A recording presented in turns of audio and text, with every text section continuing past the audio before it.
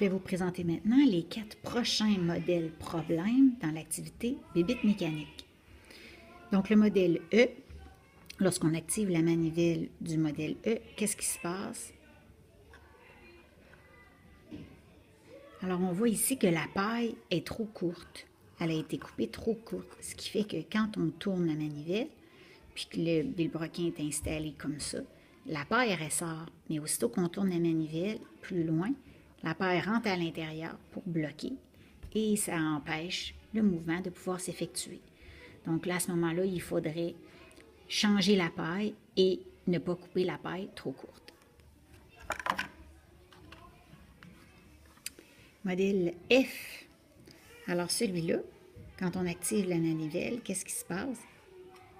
On n'est pas du tout capable de l'activer parce que les décorations ont été collées beaucoup trop près sur la tige de la paille, sur la bielle. Donc, ce qui fait que on essaie d'activer, puis ça bloque tout de suite. Alors, ce qu'il faudrait faire tout simplement, c'est de déplacer les décorations et puis les coller plus loin.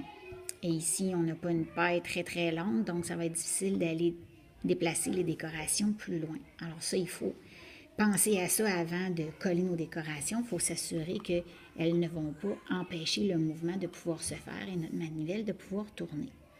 Modèle F. Modèle G. Alors celui-là, le problème, vous voyez, c'est la paille qui coince au bout.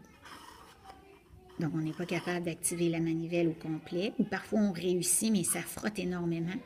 Il y a comme un bout de paille derrière. Les trous ont été percés trop loin sur la paille. Donc, la paille frotte au fond.